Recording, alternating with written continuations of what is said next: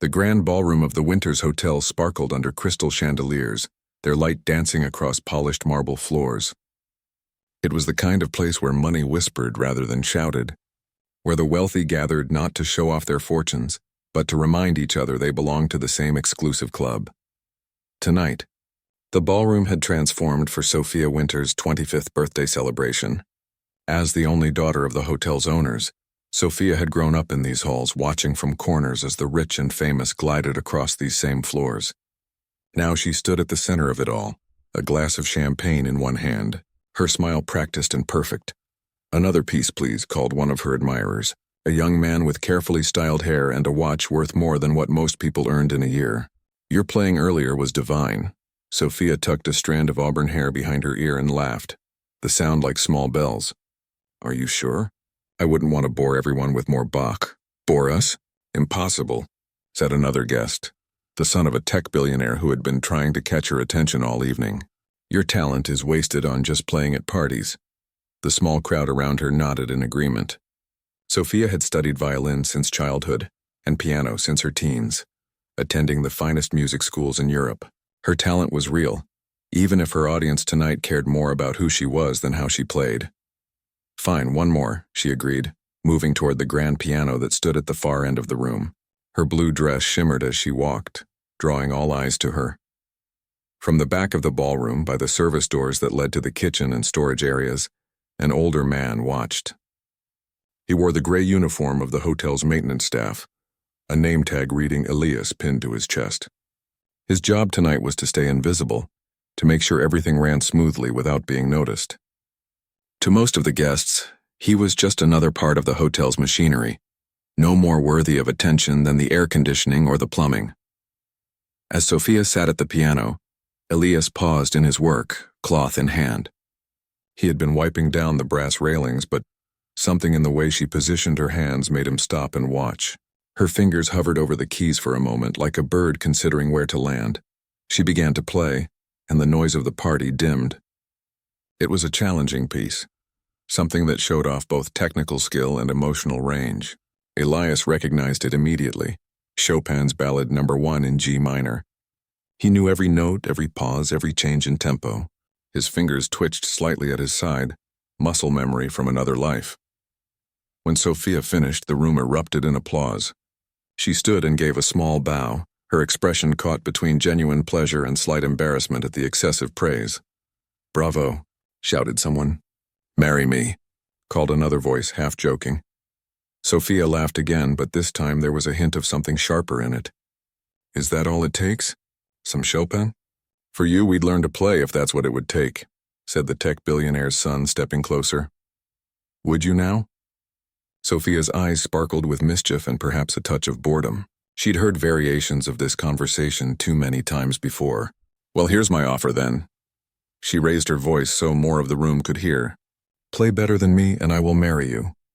There was a moment of surprise, then laughter spread through the crowd. Everyone knew it was just part of the game, the flirtatious back and forth that happened at these events. No one took it seriously, especially since most of them couldn't play a note. "That's not fair," protested one young man. "You've been playing since you were what, 5? 7, corrected Sophia. "And who said anything about fair? I didn't get where I am by making things easy." She smiled sweetly, but there was steel beneath it. More laughter, more drinks poured, more conversation started. The moment passed, becoming just another amusing story to be retold later. Remember when Sophia Winters said she'd marry anyone who could outplay her? In the back of the room, Elias continued his work, moving slowly among the guests, picking up discarded napkins, emptying ashtrays, refilling water pitchers. No one noticed when he paused near the piano, his eyes lingering on the keys. No one saw the slight tremor in his right hand as he reached out, not quite touching the instrument before pulling back as if burned. The party continued well into the night. The young and wealthy danced, drank, and laughed. Promises were made that would be forgotten by morning. Business deals were discussed in corners. Gossip spread like spilled wine. Sophia drifted through it all, playing her part perfectly. Daughter, heiress, musician, beauty. She knew what was expected of her in each role. She smiled when she should, listened attentively when required, deflected unwanted attention with practiced grace. But as the hours passed, a certain weariness crept into her eyes. None of the people surrounding her seemed to notice. Or if they did, they didn't care enough to mention it. Just past midnight, she found herself alone for a moment, standing near one of the tall windows that looked out over the city. The lights stretched to the horizon, thousands of lives happening simultaneously, most of them completely different from hers. "Miss Winters?" She turned, startled from her thoughts. It was one of the hotel staff, the older janitor who had been quietly working all evening. "Yes?" she asked, her public smile automatically returning to her face. "Excuse me for interrupting. Your father asked me to let you know that the Hammonds are leaving and would like to say goodbye." "Of course. Thank you." She nodded and moved away from the window, back toward her duties as hostess. Elias watched her go, then turned to the view she had been contemplating. From his pocket he pulled out a worn photograph, its edges softened by years of handling. In it, a much younger version of himself sat at a piano on a concert stage, flowers at his feet, his face alight with the kind of joy that comes from doing exactly what you were born to do. He looked at it briefly, then carefully returned it to his pocket. By 3 a.m, the last guests had departed. Hotel staff moved efficiently through the ballroom, clearing tables, removing decorations, returning the space to its usual state. Sophia's parents had retired to their penthouse suite an hour earlier, leaving their daughter to oversee the final farewells. Now, she stood alone in the middle of the room, heels in one hand, looking tired but relieved. "Everything to your satisfaction, Miss Winters?" asked the event manager, clipboard in hand. "Yes, thank you. It was perfect." She smiled more genuinely now that she no longer needed to perform. "Please make sure everyone gets home safely." "Of course. Good night, Miss Winters." Sophia nodded and walked toward the private elevator that would take her to her own suite several floors below her parents'. As she passed the piano, she trailed her fingers lightly across its closed lid. "Play better than me," she murmured to herself, remembering her challenge from earlier, as if anyone here could. Across the room, Elias was coiling up electrical cords, his back to her. He didn't turn as she passed, didn't give any indication that he'd heard her words. But after the elevator doors closed behind her, he straightened up, wincing slightly as his back protested. The ballroom was nearly empty now, just a few staff members finishing their tasks. Elias looked at the piano, standing silent and dignified in the dimmed light. For a moment, something like hunger passed across his weathered face. Then he shook his head, picked up his cleaning supplies, and headed for the service elevator. Tomorrow would be another long day, and his small room in the basement staff quarters wasn't getting any closer while he stood there remembering things that couldn't be changed. But as the elevator descended, taking him down and away from the world of light and music above, his fingers moved at his sides, playing invisible keys, remembering a melody from long ago. There was a challenge in the air now, hanging like the last note of a symphony.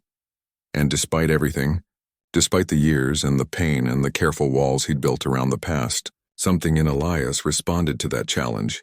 Something woke up and began to stir after a very long sleep. 2 weeks had passed since Sophia's birthday celebration. The hotel had hosted 3 weddings, a charity auction, and a technology conference in that time. Life had returned to its normal rhythm, at least for most people. For Sophia, something had changed. The challenge she'd tossed out so carelessly at her party kept coming back to her, like a melody she couldn't get out of her head. "Play better than me and I will marry you."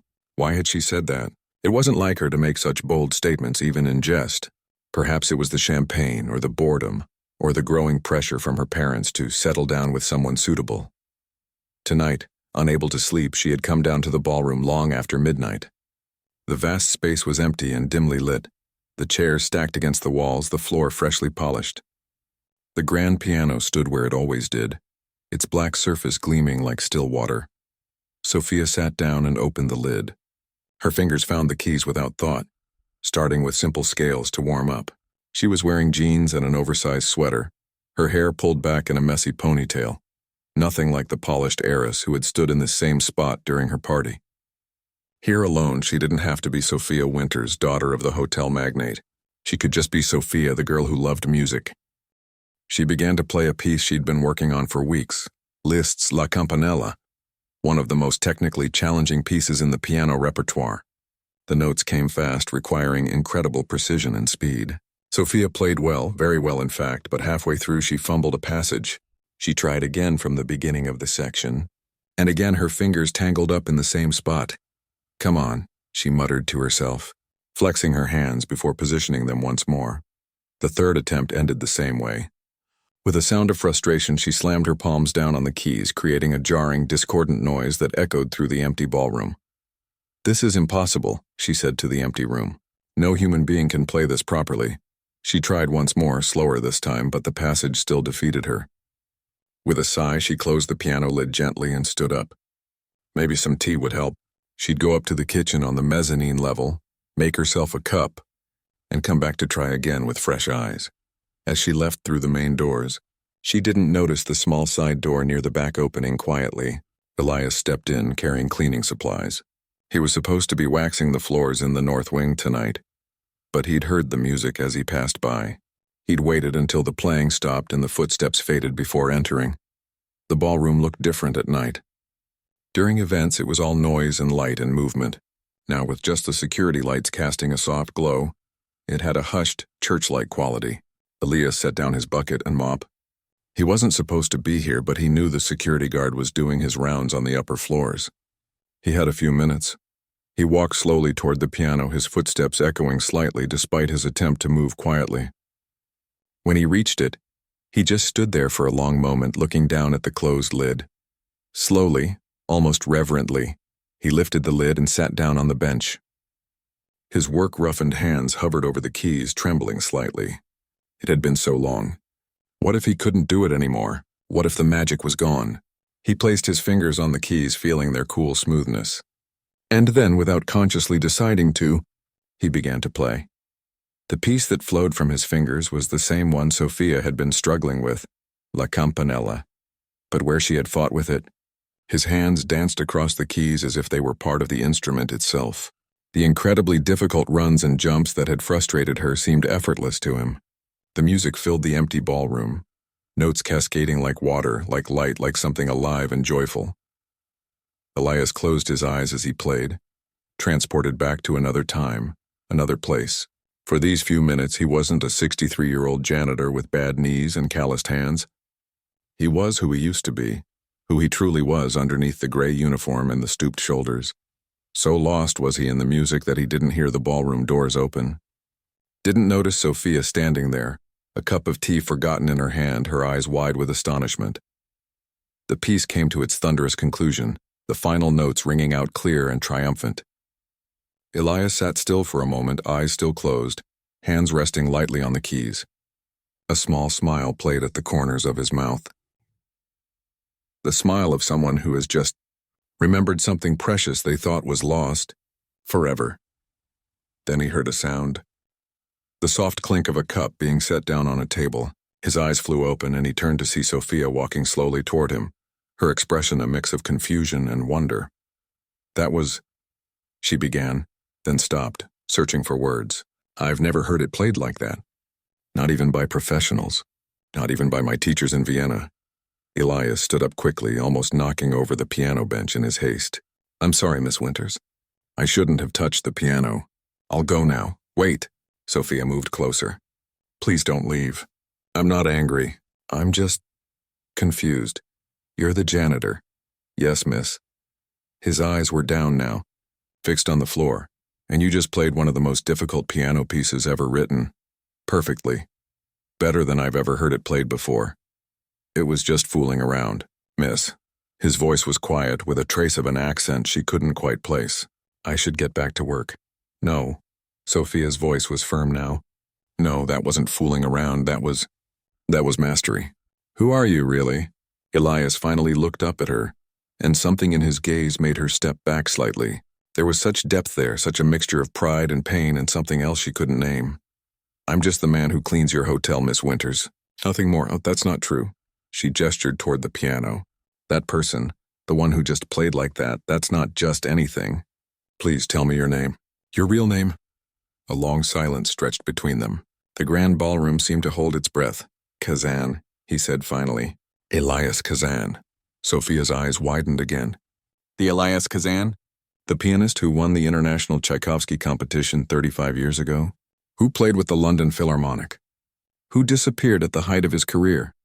Now it was Elias's turn to look surprised. You know who I am? Of course I do. Any serious piano student would. Your recordings of Rachmaninoff's concertos are legendary, but you vanished. There were rumors, drugs, a nervous breakdown, even that you died. And all this time you've been here, working as a janitor in my family's hotel? Elias's face closed up, the openness of a moment ago replaced by something hard and defensive. As I said, I should get back to work. Please don't go, Sophia said quickly, sensing she'd pushed too far. I'm sorry if I was rude. It's just such a shock. Look, could we talk? I have so many questions. There's nothing to talk about, Miss Winters. That person you mentioned, he doesn't exist anymore. I just heard him play. Sophia's voice was gentle now. He exists, Elias shook his head. A ghost, an echo. Nothing more. Will you play something else, please? I shouldn't be here at all. If your father found out I was using the piano, it's my piano too, and I'm giving you permission. Sophia sat down on one of the chairs near the piano. Just one more piece. Then if you want to go, I won't stop you. Elias looked at her for a long moment, then back at the piano. His hands clenched and unclenched at his sides as if fighting with themselves. One piece, he said finally, sitting back down on the bench. He thought for a moment, then began to play again. This time it wasn't a showpiece like the list, but something more intimate. Chopin's Nocturne in E-flat major. The melody was simple on the surface but full of hidden depths, like a conversation between old friends who know each other's secrets. Sophia watched his hands, mesmerized. They were not the hands of a classical pianist. They were rough, with thick calluses and a small burn scar across the right knuckles. But they moved with such grace, such absolute certainty. Each note was given its perfect weight, neither too heavy nor too light. The music breathed. When the last note faded away, neither of them spoke for a while. The silence that followed wasn't awkward but contemplative, as if they were both turning over new thoughts in their minds. Will you tell me, Sophia asked finally, why you left it all behind? Why you're here? Elias closed the piano lid gently. Not tonight, Miss Winters. Will you be here tomorrow night? I come down to practice most evenings after midnight. He hesitated, then nodded once. Perhaps. I'll bring coffee. Or tea, if you prefer. Coffee. Black. The smallest of smiles touched his lips. If I'm going to break the rules, might as well be fully awake for it. It's a date, then. Sophia stood up. I mean, not a date, just a musical meeting. A musical meeting, Elias repeated, the smile growing a little. Good night, Miss Winters. Good night, Mr. Kazan. He picked up his cleaning supplies and headed toward the side door he'd come in through. At the threshold, he paused and looked back. Miss Winters? Yes? Your trouble with La Campanella. It's in your wrist, not your fingers. You're tensing up before the jumps. Keep the wrist loose like it's a paintbrush, not a hammer. And with that, he was gone, the door closing softly behind him.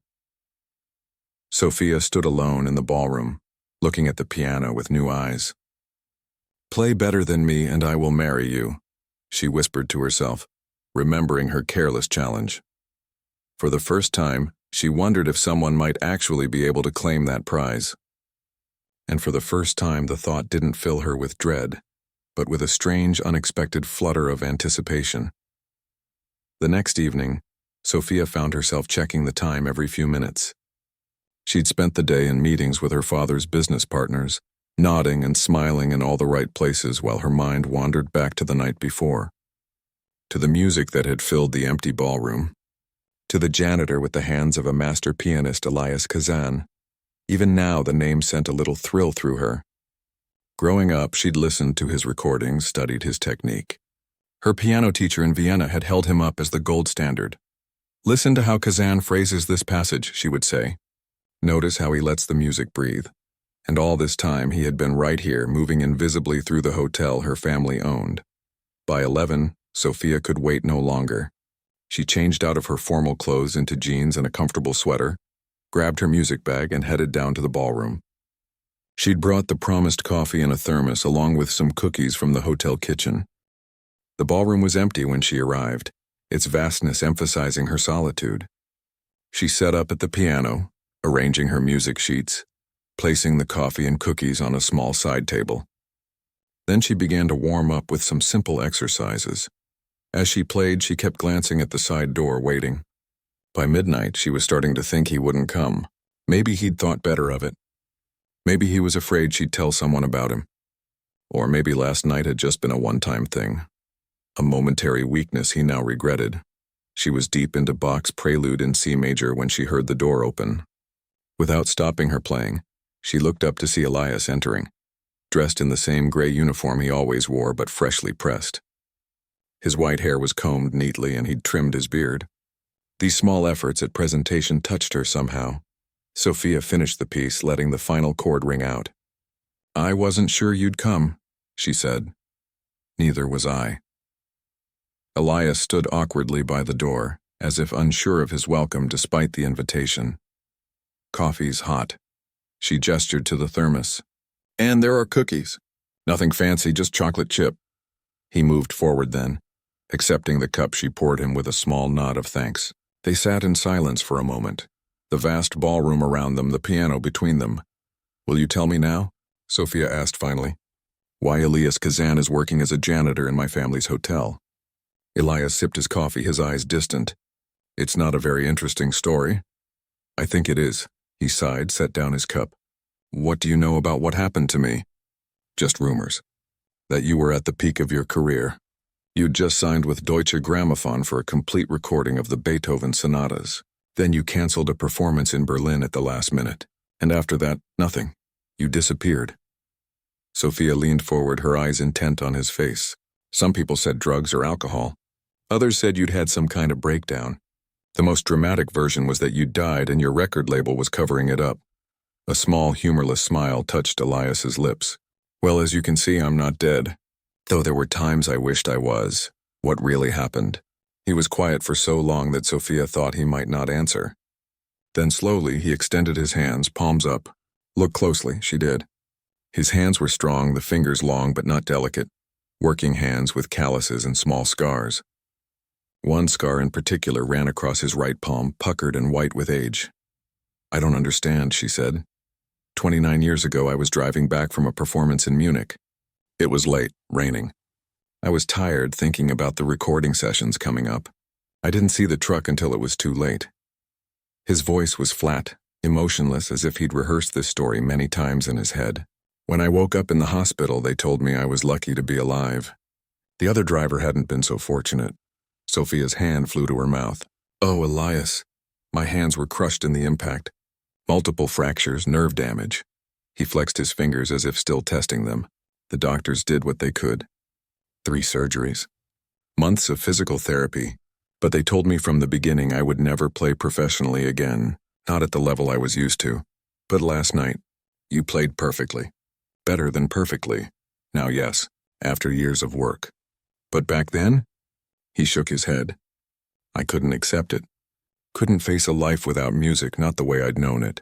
I had built my entire identity around being Elias Kazan, the pianist. Who was I if I couldn't play? So you disappeared. I ran away. Like a coward. Canceled everything. Paid penalties, broke contracts. Moved to a small town in Spain where nobody knew me. Drank too much. Felt sorry for myself. The bitterness in his voice was directed entirely inward. Wasted years that way. But your hands healed? Gradually. Never completely. There's still pain sometimes, stiffness in cold weather. But I started playing again. Just for myself at first. An hour a day, then 2, then 4. Building back strength, retraining the muscles, finding new ways to approach passages that used to be easy. He looked down at his hands again, turning them over. In some ways, I'm a better musician now than I was then. I understand the music differently. Feel it differently. Then why are you here? Why aren't you playing concerts, recording again? Elias's face closed up. That part of my life is over. But it doesn't have to be. You're incredible. What I heard last night is private. Something I do for myself, not for an audience. Not anymore. Sophia wanted to argue but sensed it would only make him retreat further. Instead, she asked, "How did you end up here?" "At our hotel." I moved around a lot. Took whatever jobs I could find. Kitchens, factories, cleaning. Ended up in this city about 5 years ago. Saw the job posting for maintenance staff here. It pays well enough, includes the room downstairs. No one asks questions or looks too closely at an old man who keeps to himself. He gave a small shrug. It's a quiet life. But don't you miss it? The music, the audiences? Something flashed in his eyes. Longing, perhaps, or regret. What I miss doesn't matter. That life is gone. It doesn't have to be, Sophia said again, more gently this time. You could come back. People would be amazed. It would be the story of the decade, the return of Elias Kazan. No. His voice was firm now. I'm not that person anymore. I don't want the attention, the pressure, the scrutiny. I just want to be left alone with my music. He stood up suddenly. I shouldn't have come tonight. This was a mistake. Wait, please. Sophia stood too, reaching out as if to stop him physically, though she didn't touch him. I won't tell anyone, I promise. Not if you don't want me to. But please don't go yet. Play with me. What? A duet. Just once, please. I have the sheet music for Schubert's Fantasia in F minor. She rummaged in her music bag, pulling out the pages. I've never had anyone good enough to play it with me. My teachers were always too busy, and my friends. She laughed a little.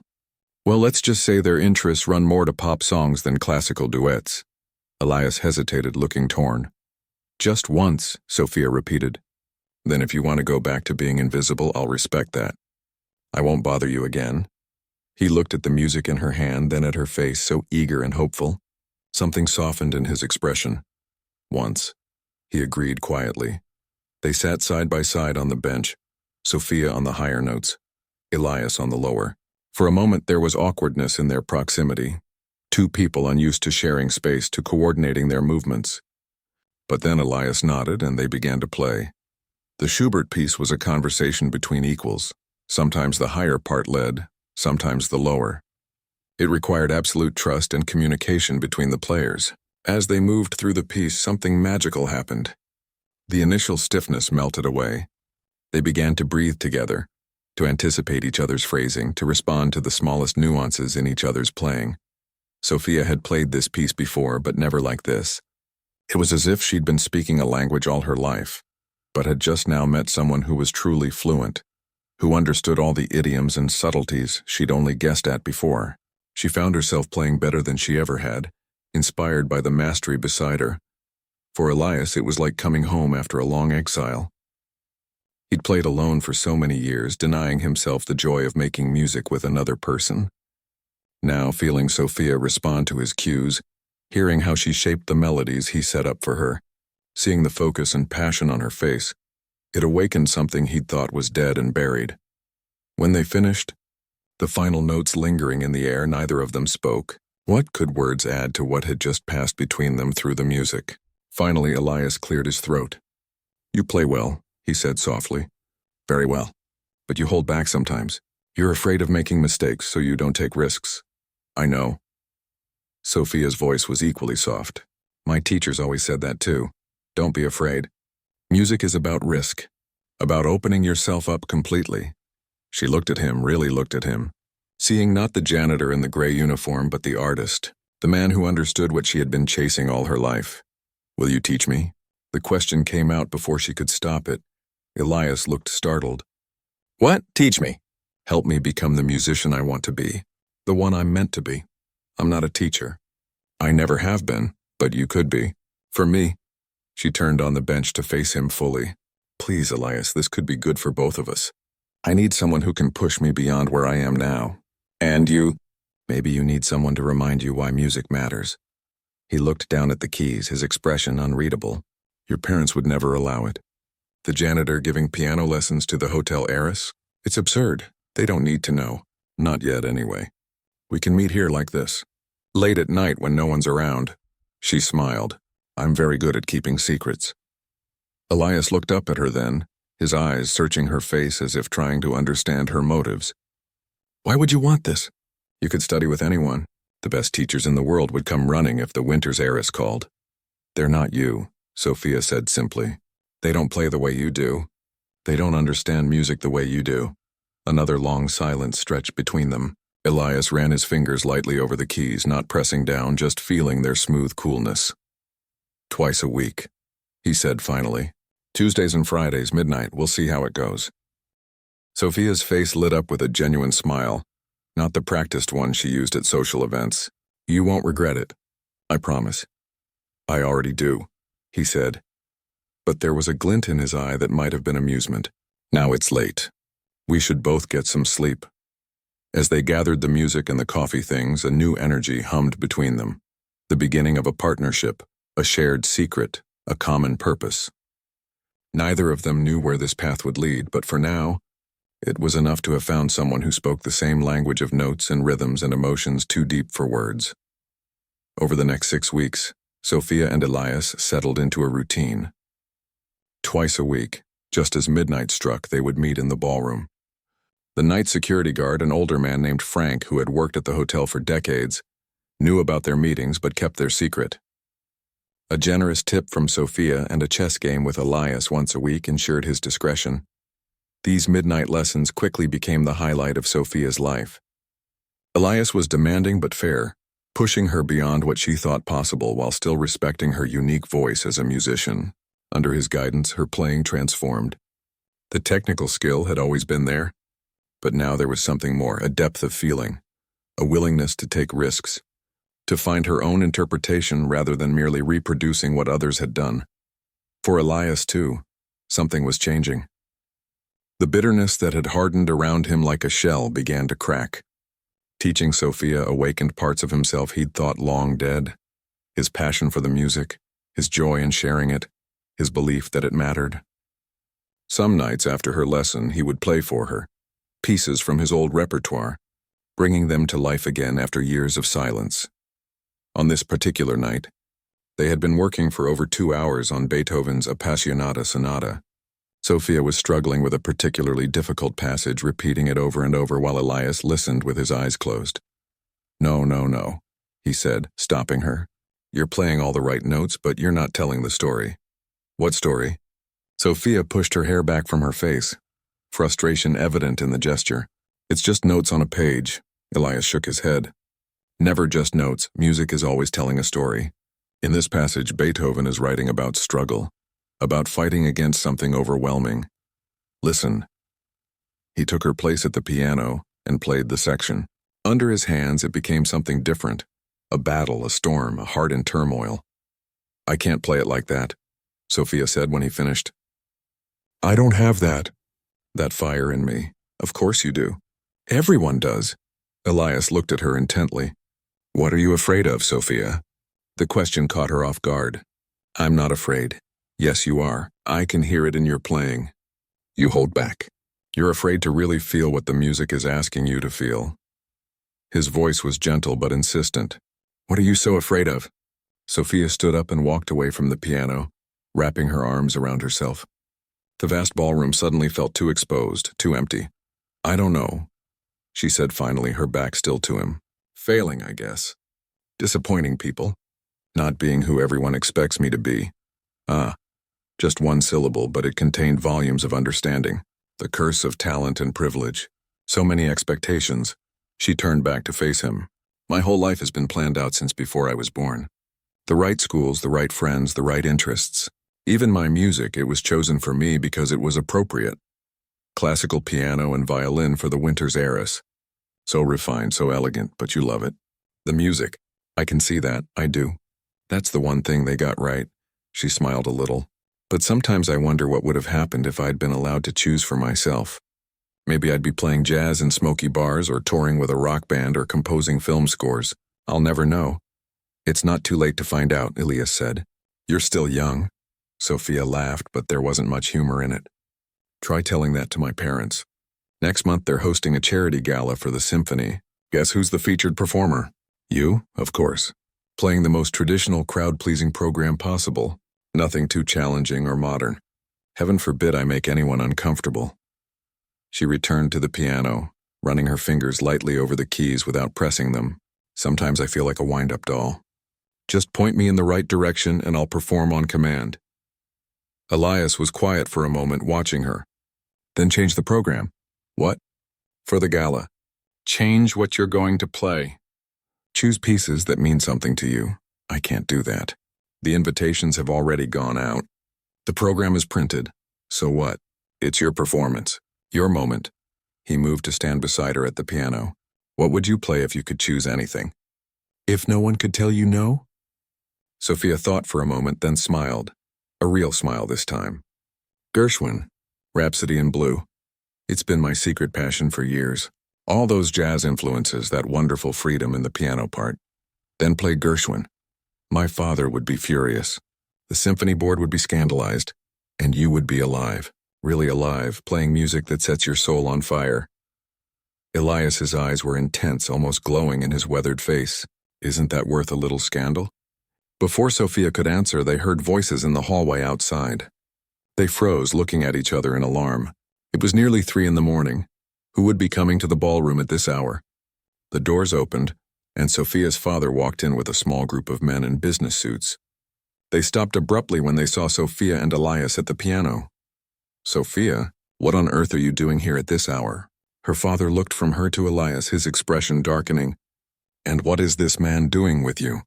The way he said this man, as if Elias were something unpleasant he'd found on the bottom of his shoe, made Sophia's cheeks burn with anger and embarrassment. Dad, this is Elias. He's been helping me prepare for the gala. The janitor has been helping you prepare for a symphony performance? His disbelief was cutting. Is this some kind of joke? One of the men with him, a tall, thin man with steel-gray hair, stepped forward slightly, staring at Elias with a strange intensity. Elias, not... Elias Kazan? A tense silence fell over the room. Elias looked at the man, recognition slowly dawning in his eyes. Richard, it's been a long time. My God, it is you. Richard turned to the others. Gentlemen, do you realize who this is? This is Elias Kazan, one of the greatest pianists of his generation, the man who made the definitive recording of Rachmaninoff's Third Concerto with the London Philharmonic. Sophia's father looked skeptical. Richard, are you saying our maintenance man is some kind of famous musician? Was, Elias corrected quietly. That was another lifetime ago. I don't understand what's happening here, Sophia's father said, his authoritative voice cutting through the tension. Sophia, it's the middle of the night. Why are you having secret meetings with a member of our staff? Before she could answer, Richard spoke again, still staring at Elias with wonder and calculation in his eyes. I thought you were dead. We all did. Do you have any idea what a sensation it would be if you returned to the concert stage? My agency would be honored to represent you. I'm not interested. Elias's voice was cold now, closed off. As you can see, I have a different life now. A life scrubbing floors? Come on, Elias, you were a legend. I still am, Elias said with quiet dignity. Just not in the way you remember. Richard shook his head, looking genuinely bewildered. But why? Why would you choose this when you could have had everything? The fame, the money, the adoration? Because some things matter more. Elias turned to Sophia. I should go. Thank you for the lesson, Miss Winters. Elias. Wait. But he was already walking away, his back straight despite the weight of all the eyes on him. After he left, Sophia faced her father and his business associates, anger making her bolder than usual. Dad, those men you were with, who are they? Potential investors for the new resort property. We had a late dinner meeting, and I wanted to show them the ballroom since it's similar to what we're planning for the new location. He was still looking at the door where Elias had exited. Sophia, I think you should go to your room. We'll discuss this situation tomorrow. There's nothing to discuss. Elias has been teaching me, that's all. He's brilliant, Dad. You heard what Mr. Richard said. He was one of the greatest pianists of his time. Was being the operative word. Now he works for us, and it's highly inappropriate for him to be alone with you in the middle of the night, regardless of his past achievements. Sophia knew that tone. It was the one that brooked no argument, the one that had ended countless discussions throughout her childhood. But she wasn't a child anymore. I'm not going to stop taking lessons from him, she said firmly. He's helping me become a better musician. Isn't that what you've always wanted for me? Her father sighed, looking suddenly tired. We'll talk about this tomorrow. After I've had some sleep and you've had time to think about how this looks. How what looks? Like I'm actually passionate about something for once in my life? Like I found someone who understands music the way I do? Like the Winter's heiress is sneaking around in the middle of the night with an employee old enough to be her grandfather? Her father rarely raised his voice, but he did now. Do you have any idea what people would say if this got out? Sophia felt her face flush with a mixture of anger and embarrassment. That's what you're worried about? How it looks? Not whether it's good for me or makes me happy? Sophia, please. We have guests. He gestured to the men standing awkwardly to the side, watching this family drama unfold with poorly concealed interest.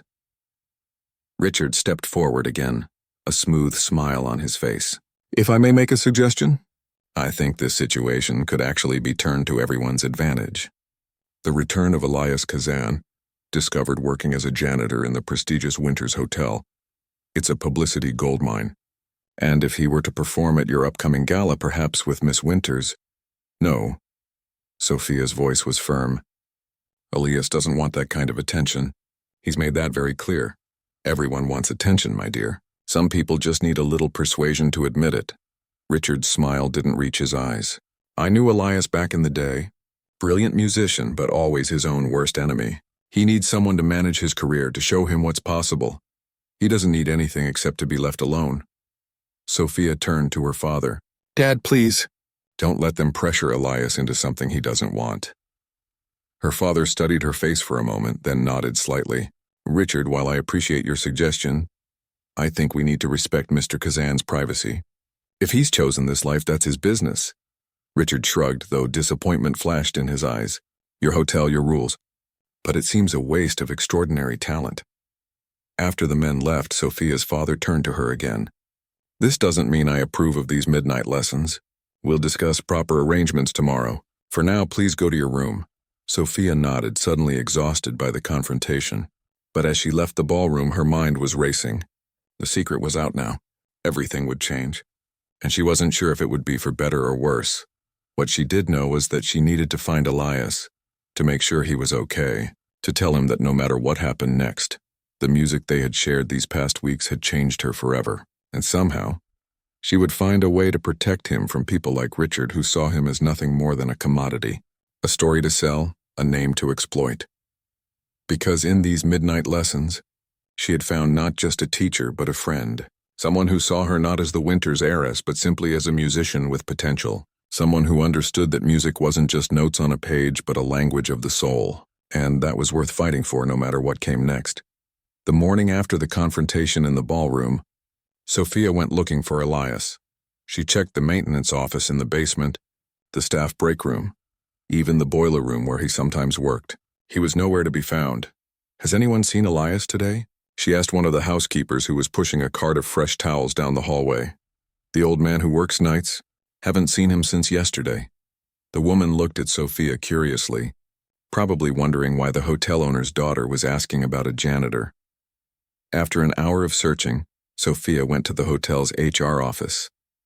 The manager there, a no-nonsense woman with reading glasses hanging from a chain around her neck, checked the computer. Elias Kazan called in early this morning, she said, looking up from the screen. Said he needed some personal time. Took a week of vacation days. Is there a problem, Miss Winters? No problem, Sophia said quickly. Thank you. She left the office, worry gnawing at her stomach. A week of vacation right after being recognized by Richard? That couldn't be a coincidence. Elias was running away again. Back in her suite, Sophia paced back and forth trying to figure out what to do. She didn't have Elias's phone number. Did he even own a cell phone? She didn't know where he lived, beyond somewhere in the hotel's staff quarters. She had no way to contact him. A knock at her door interrupted her thoughts. It was her father. We need to talk, he said, his face serious but not angry. They sat in her living room area, an awkward silence stretching between them. I've been thinking about last night, her father began, about finding you with Elias Kazan. Dad, before you say anything, he held up a hand to stop her. Let me finish, please. After you left, Richard told me more about who Elias was, or rather, who he used to be. I came home and looked him up online. There's not much, but enough to confirm his story. He really was considered one of the greatest pianists of his generation. Sophia nodded. I know. I've been studying with him for 6 weeks now. He's incredible, Dad. Not just his playing, but his understanding of music, his ability to teach. He's helped me find something in myself I didn't know was there. Her father studied her face. I can see that. There's a change in you lately. I noticed it, but couldn't put my finger on what it was. You seem more alive somehow. That's exactly it, Sophia said, leaning forward eagerly. I feel more alive when I'm playing now. Elias taught me that music isn't just about hitting the right notes at the right time. It's about telling a story, expressing something true. And there's nothing inappropriate about your relationship. Sophia recoiled, horrified. Dad, no. He's my teacher, my mentor. Nothing else. Her father had the grace to look embarrassed. I had to ask. The sneaking around in the middle of the night didn't look good. We weren't sneaking around, we were having piano lessons. At night, because that's when the ballroom was empty and no one would disturb us. All right, I believe you. He sighed. But now we have a different problem. Richard recognized Elias, and Richard has a big mouth. By now, half the music world probably knows that the long-lost Elias Kazan is working as a janitor at our hotel. Sophia felt sick. That's exactly what Elias was afraid of. That's why he's disappeared again. He took vacation time. Yes, HR told me when I asked this morning. Her father tapped his fingers thoughtfully on the arm of the chair. The question is, what do we do now? We have to find him. Make sure he's okay. I agree. But there's also the gala to consider. It's in 3 days and you're supposed to perform. Sophia had almost forgotten about the charity gala with everything that had happened. I can't think about that now. You have to. 300 people have paid $1,000 each for tickets. The symphony is counting on you. We've made commitments.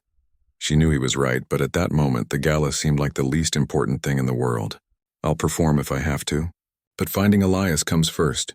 Her father nodded slowly. I understand. I'll have security check if he's still in his room in the staff quarters. If he's there, would you like me to speak with him? No. Sophia stood up, suddenly decisive. This is between Elias and me. I'll go. 20 minutes later, guided by the head of security, Sophia stood outside a door in the basement level of the hotel.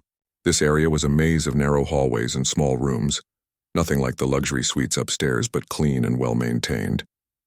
She knocked on the door. No answer. Knocked again, louder. Elias, it's Sophia. Please, I know you're in there. The security office confirmed it, silence. Then finally, the sound of footsteps. The door opened a crack, revealing Elias's tired face. What do you want, Miss Winters? His formality hurt more than anger would have. May I come in? He hesitated, then opened the door wider. The room was small but tidy. A bed, a desk, a dresser, a tiny attached bathroom. What caught Sophia's eye was a portable keyboard on a stand in the corner, with headphones plugged in. So this was how he practiced without being heard. I've been looking everywhere for you, she said. I needed some time alone. He didn't offer her a seat, but she sat anyway, perching on the edge of the desk chair. Because of what happened last night? Because Richard recognized you? Elias nodded, sitting on the bed across from her. It was bound to happen eventually. The world is too small and the music community even smaller. What will you do now? What I've always done, move on. Start over somewhere new. You're leaving? The thought felt like a physical pain in her chest. I have to. Richard will tell others. They'll come looking for me. Reporters, old colleagues, record executives. I can't face that. I won't. But why? You're not that 20-something hotshot anymore. You've gained wisdom, depth. Your playing is better than ever. You said so yourself. It's not about the playing. Elias's voice was quiet but firm. It's about what comes with it. The scrutiny. The expectations. The business of it all. I can't go back to that life, Sophia. I won't, then don't. Keep teaching. Keep playing for yourself and maybe occasionally for others who truly appreciate it. She leaned forward, willing him to understand. Like me. He looked at her then, really looked at her. You deserve a proper teacher. Someone with credentials, connections. Someone who can open doors for you. I don't want doors opened. I want to learn how to open them myself. Sophia smiled a little. Besides, what better credentials could there be than being Elias Kazan? Even if no one else knows it. A long silence stretched between them. Finally, Elias sighed. I don't know what I'm going to do yet, but I need time to think, alone. The gala is in 3 days, Sophia said. I'm supposed to perform. You'll do fine. You're ready. I don't want to do fine. I want to do something extraordinary. She took a deep breath. I want to play Gershwin. Rhapsody in Blue, the piece we talked about last night. Elias's eyebrows rose. Instead of the program that was announced? Your father would never allow it. He might, if you helped me convince him. She hesitated, then added, and if you played with me. What? The shock on his face would have been comical under other circumstances. A two-piano arrangement. There's a beautiful one that Gershwin himself performed. We could do it together. Seeing his expression, she hurried on. Not as the return of Elias Kazan, just as Elias, my teacher who helped me prepare. No publicity, no announcements, no pressure. Sophia. The way he said her name was half exasperation, half something softer. You don't understand what you're asking. I do. I'm asking you to be brave. To stop hiding. She reached out and took his hand. An unprecedented gesture that surprised them both. You told me not to be afraid. To take risks in my playing. Now I'm asking you to take your own advice. He looked down at their joined hands, his weathered and calloused, hers smooth and young. I can't promise anything. Just think about it, please. He nodded once, and Sophia knew that was all she would get from him today. She stood up to leave, but at the door she turned back. Remember what I said at my party? Play better than me and I will marry you? Elias's lips curved into a reluctant smile. I believe that offer was meant for your suitors, not your elderly piano teacher. It was, she agreed. But the point is, I made it sound like a challenge, a competition. I've realized since then that music isn't about being better than someone else. It's about creating something beautiful together, something neither person could make alone. He nodded slowly. A duet, exactly. A duet, she smiled at him. Think about the gala. And Elias? Whatever you decide, thank you. For everything you've taught me. The next 3 days passed in a blur of preparation. Sophia practiced for hours, switching between the original program and the Gershwin, not knowing which she would ultimately perform. Her father, surprisingly, had not immediately rejected the idea of changing the program when she proposed it. He'd simply said, "Let me think about it," which was more consideration than she'd expected. As for Elias, she hadn't seen or heard from him since their conversation in his room. She hoped he was still in the hotel, still thinking about her proposal, but she had no way of knowing. The night of the gala arrived. The ballroom had been transformed, with round tables draped in white linen, floral centerpieces, and a small stage set up at one end where the grand piano gleamed under the spotlights. The symphony board members, donors, and various wealthy patrons of the arts filed in, dressed in their finest. Sophia watched from a side door, her heart pounding. She was wearing a simple black dress, her hair swept up elegantly.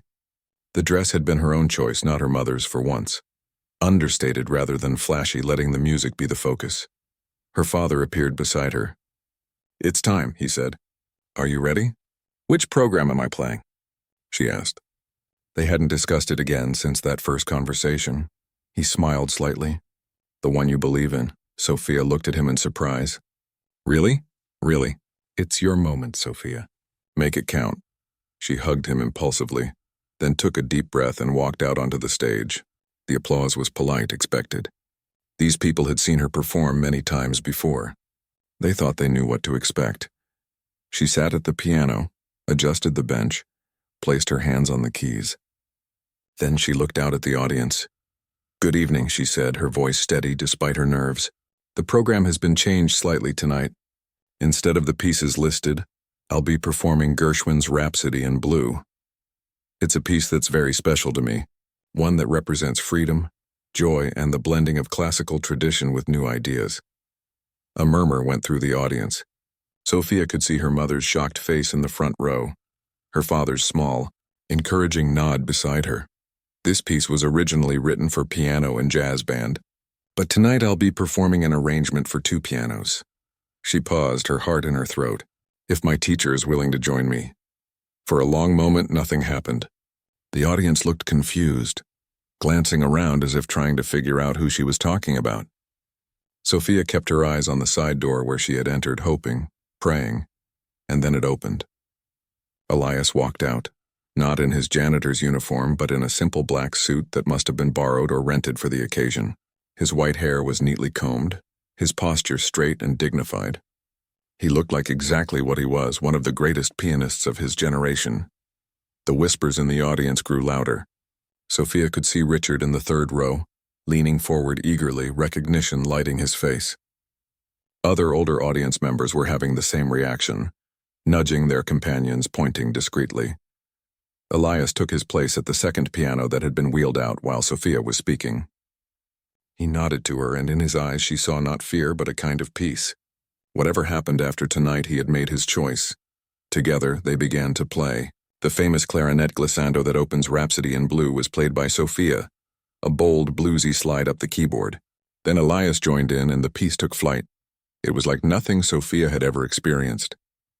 Playing with Elias in private had been magical, but this, performing together, feeding off each other's energy and the energy of the audience, this was transcendent. They weren't two separate musicians. They were a single organism, breathing together, thinking together, creating together. The audience felt it too. The usual polite attention gave way to genuine engagement. People leaned forward in their seats. Some closed their eyes, transported by the music. Others watched wide-eyed as the hotel janitor played with a mastery that couldn't be hidden, couldn't be denied.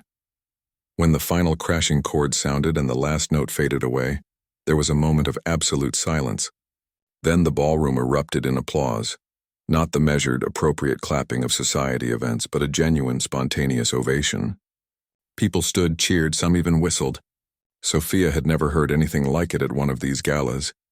She looked at Elias, saw the flush of accomplishment on his face, the light in his eyes that had nothing to do with age or station or past regrets. It was the look of a man who had found his way home after a very long journey.